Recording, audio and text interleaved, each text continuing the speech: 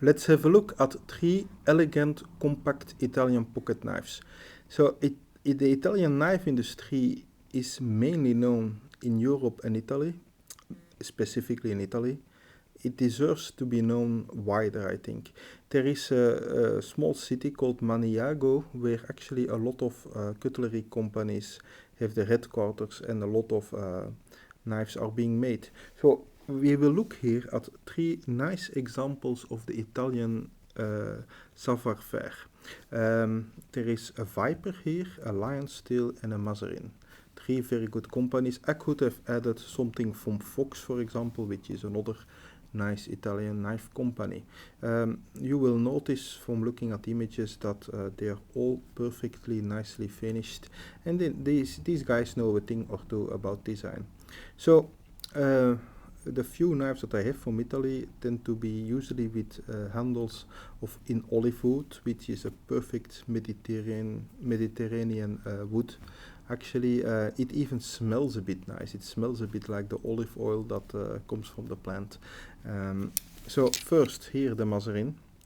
This is a very small, very compact pocket knife actually. It was actually, I must say, a bit more compact than I'd expected it to be. It's called the Touch.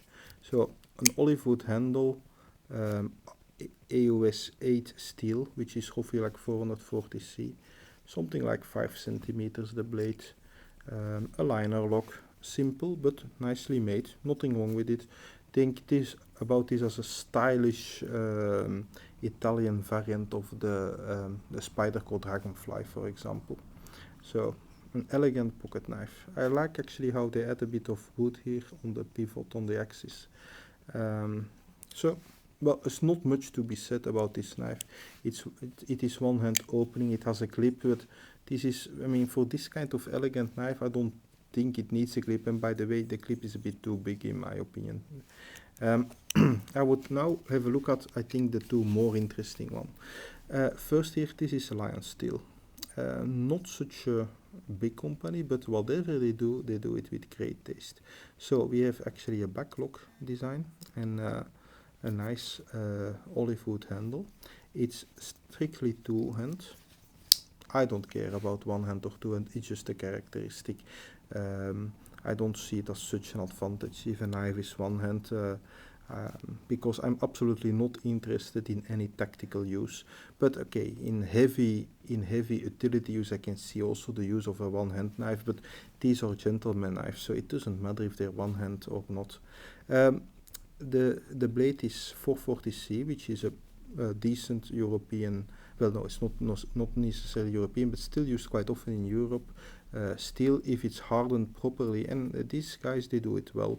I think this you don't need to sharpen this often. Yes, it's not the most modern super steel, but then again, the knife is not so expensive either, and you have lots of class.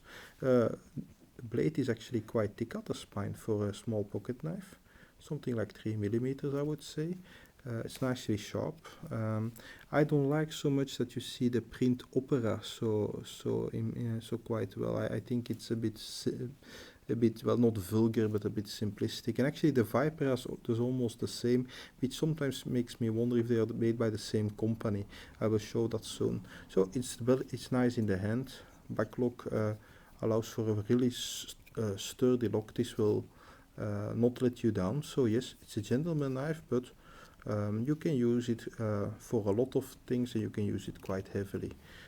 It exists also with Damascus blades, but then of course the price becomes a multiple of this one, which is really pretty affordable. And I think yes, it is.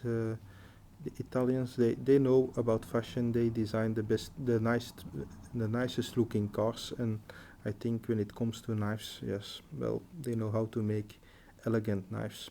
And this is the Lion Steel. So what do we then have left? Well, I keep the most special looking to the end. It's a Viper Gent.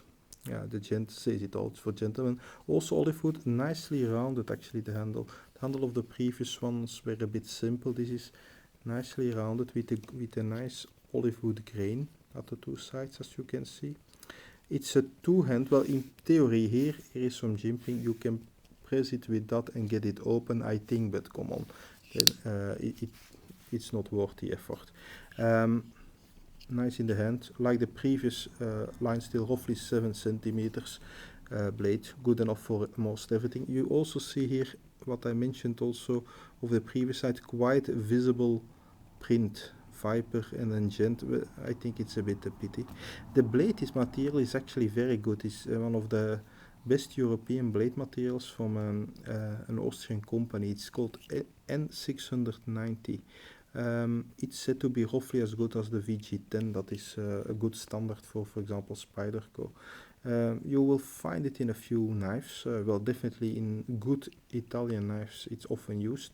The Spyderco Volpe also used it, but then again the Spyderco Volpe was made by an Italian company and it looks Italian as well. But so it's a really decent blade material that should give plenty of good use. This one was actually sharpest out of the box, but I think it's especially the nice look. And look now at the fantastic file work here on the spine. That's really nice. It fits really the elegant look.